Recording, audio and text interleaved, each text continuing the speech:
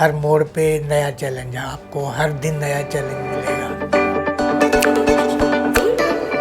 शिमला में रैली थी, तो उस रैली में एक लोकेशन पे आके मैंने अपना कैमरा फिक्स किया और फिक्स करने के बाद मुझे लगा कि नहीं, ये जगह ठीक नहीं है, मैं दूसरी जगह जाता हूँ। और वहाँ जाकर देखा कि एक इलेक्ट्रिक पिलर बीच में आ रहा है, तो मैं वापस उसी पोजीशन पे आया।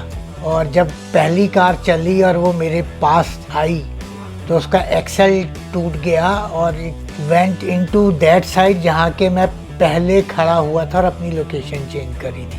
अरुणाचल की रैली में गया था मैं, जहाँ पे कि एक जिप्सी को सीधा जाना था और व्यू फाइंडर में मैं देख रहा हूँ कि जिप्सी सीधा ना जाकर मेरी तरफ क्यों आ रही है। और जब मैंने मुंह उठा के व्यू फाइंडर से देखा तो जिप्सी ऑलमोस्ट 1 फुट के आसपास मेरे सामने आके रुकी है कैमरे के। तो उसका जो पावर स्टीयरिंग का बॉक्स होता है उसमें 4 स्क्रू होते हैं, जिसमें से 3 निकल गए थे, so he couldn't turn the car. Motor sports is always high risk sports, जहाँ पे कि जब आप जाते हो फोटोग्राफी के लिए या वीडियो के लिए, तो आपके कार्ड पर लिखा होता है कि in case of any accident we are not responsible.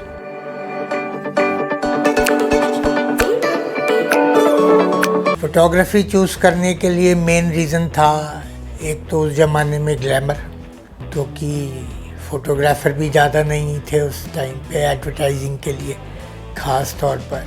दूसरा ट्रैवल और तीसरा एडवेंचर स्पोर्ट्स। मेरा एक कज़न था इंग्लैंड में जिसका बहुत बड़ा स्टूडियो था और वो अपने जब कैमरे यहाँ लेके आता था तो उसको देख के जो है बस मेरी आंखें वहीं रह जाती थी। जब कॉलेज ऑफ आर्ट में आया तो वो मेरे सपने थे वो सपने रियलिटी में बदलने शुरू हुए। 1984 में जब सोनी ने अपना पहला कैमरा निकाला तो वो मैंने वर्कशॉप अटेंड करी। बस वो फिर उसके बाद से मैंने एडवर्टाइजिंग एजेंसी वगैरह सब जॉब छोड़ के मैं उसी में ही चला गया। और सबसे पहली स्ट्रगल तो थी पैसा। वो पैसा कैसे अरेंज किया जाए ये बहुत बड़ी मुश्किल थी, क्योंकि उस ज़माने में लोन फैसिलिटीज़ नहीं होती थी इक्विपमेंट के ऊपर, कैमरा इक्विपमेंट पे, लाइट पे, तो जो भी कुछ होता था सब कैश। फिर उसके बाद रिसोर्सेज इतने नहीं थे जितने आज हैं। कैमरा ले लिया, आपने फ़ोटोग्राफी सीखी, उसके बाद वो रिसोर्स भी आपको ढूंढने हैं जो आपको पैसा दे सके। अगर आप एडवर्टाइजिंग एजेंसी में फ़ोटोग्राफी नहीं करते या एड्स के लिए फ़ोटोग्राफी नहीं करते तो बहुत मुश्किल था। न्यूज़पेपर में जो आप न्यूज़ के लिए फ़ोटोग्राफी करते थे, सैलरीज इतने अच्छे थे नहीं, बट उसके अलावा आपके पास ऑप्शंस भी नहीं थे। नॉर्मली मैं घर से बाहर ही रहता था कई दिनों तक, और ये कई सालों तक चला कि एडवेंचर स्पोर्ट्स है तो आप जा रहे हो तो हो सकता है 15 दिन 20 दिन घर ना हो। वाइल्ड लाइफ है तो आप भूल जाओ कि जंगल से 1 महीना पहले से निकल पाओगे। मुझे मेरी फैमिली से इस चीज़ को लेके बहुत सपोर्ट मिली। शादी के बाद मैंने बता दिया था कि भाई मेरी लाइफ ये है और मेरे को इतने दिन बाहर रहना पड़ सकता है, तो mentally she was ready for it. आजकल तो बहुत इजी है कि आप लाइव वीडियो पे भी देख सकते हो एक दूसरे को, बट दोज डेज तो it was a challenge obviously. उस समय तो कांटेक्ट करना भी बहुत मुश्किल था, क्योंकि टेलीफोन्स नहीं थे, अपना मोबाइल फ़ोन्स नहीं थे। मुझे याद है कि एक बार मैं 90s में जब मैं कश्मीर गया, जब मिलिटेंसी बिल्कुल पीक पर थी और 40 दिन तक मेरे पास कोई कम्युनिकेशन नहीं थी, and my family was worried, you know, my wife was crying. Only somehow with army help I could get a phone for 5 minutes, so I could speak to my family after 40 days.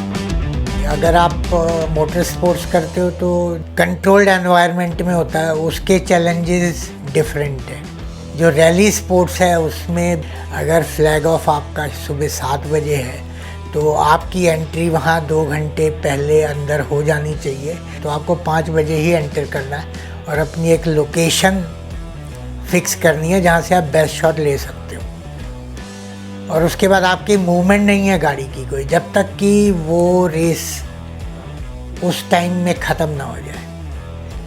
तो आपको अगर अपनी movement change करनी है अपने different angles के लिए तो you have to walk down with the camera. It can be 1 kilometre 2 kilometre और मे बी बैकवर्ड्स।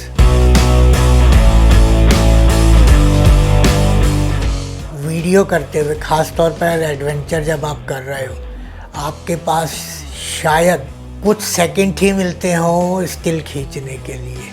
तो उस टाइम को निकालना और कैप्चर करना स्टिल फ़ोटो के लिए बहुत ही हार्ड टास्क थी, क्योंकि अगर आप किसी ग्रुप के साथ जा रहे हो मोटरसाइकिल्स पे तो आप उनकी इंटरव्यू करना चाहते हो रास्ते में, उनके शॉट्स भी लेने हैं चलते हुए।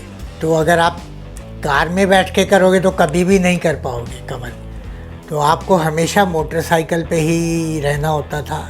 फिर उनसे थोड़ा तेज़ रफ्तार पे आगे ले जाकर कहीं रोककर लोकेशन पे वेट करते थे, उनके आते हुए शॉट्स लेने हैं, जाते हुए लेने हैं। उसके बाद फिर उनको कवर करने के लिए फिर उनसे आगे जाना है। तो मैं चलते हुए भी बहुत सारे स्टिल्स खींचे मैंने। जैसा कि अपना प्लान है कि शायद जल्दी एक किताब निकालना चाहूँ, तो उसके लिए मैं अपना स्टिल फोटोग्राफी कर रहा हूँ। वो कॉफ़ी टेबल बुक टाइप ही होगी। उसमें कुछ सेक्शन होंगे अलग अलग, जैसे मोटर स्पोर्ट्स का एक सेक्शन होगा, एक ट्रैवल का होगा, और पिक्चर्स के साथ मेरी कोशिश होगी कि उसके जो डिटेल्स हैं, क्यों खींचा गया या उसकी इम्पोर्टेंस क्या है, तो मैं उसको डिस्क्राइब करने की पूरी कोशिश करूँगा ताकि पढ़ने का भी इंटरेस्ट क्रिएट रहे उसके अंदर देखने के अलावा। I love nature.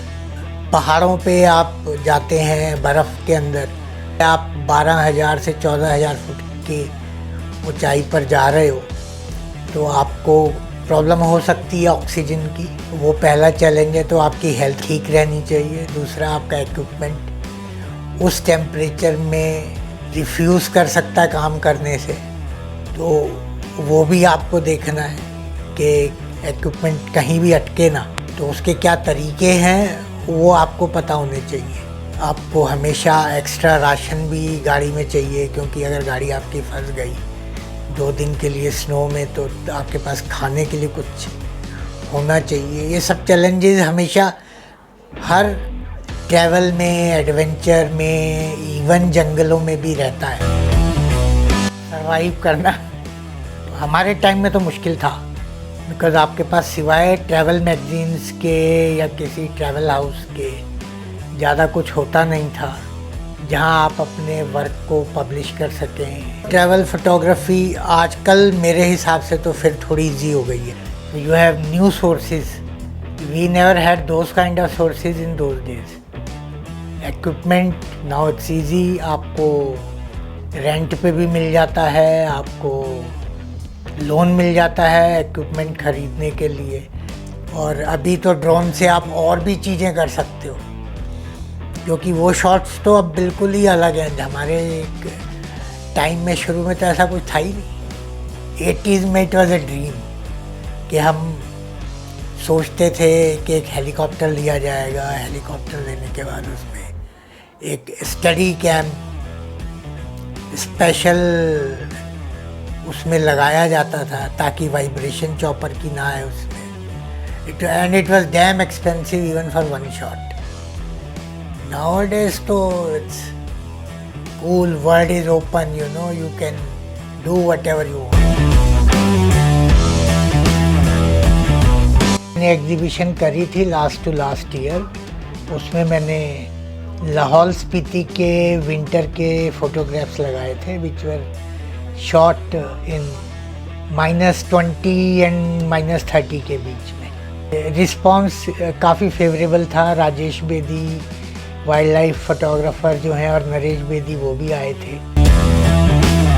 जब तक के स्पॉन्सरशिप नहीं है तो यू मस्ट लर्न कि आपको बजट ट्रैवल कैसे करना है। और अगर आप नौकरी पे हैं तो आप ये के लिए थोड़ा ये इजी हो जाएगा कि फाइनेंशियली आप कंफर्टेबल रहेंगे। फिर आपको अपनी मार्केट क्रिएट करनी है। कुछ कंपनियां करती हैं, लाइक नेशनल ज्योग्राफी है जैसे, वो करती है, वो आपको चांस देती है, आपको बुलाती है, बट उस लेवल के लिए आपको एक बहुत मेहनत और बहुत अच्छे से काम करना पड़ेगा। कुछ कैमरा कंपनीज़ हैं, कभी कभी वो भी स्पॉन्सर करते हैं। मोटर स्पोर्ट्स कंपनीज़ हैं आजकल, वो भी फोटोग्राफी के लिए आपको पैसा चाहे ना दें, बट वो आपका ट्रैवल और स्टे जो मेन होता है वो आपको वो स्पॉन्सर करते हैं। आपको बहुत चीज़ों के लिए सेक्रीफाइस करना पड़ेगा, ये तो मतलब श्योर है। जैसे मैं ट्रैवल करता था तो I used to be out for 6 months kind of thing without money, you know, you have to be very ये सारा सेक्रीफाइस तो है ही। पेरेंट्स को भी छोड़ के जा रहे हो, बच्चों को भी छोड़ के जा रहे हो, फिर तुम्हारे पीछे से उनके लिए फाइनेंस कैसे करना है, all those things are very challenging.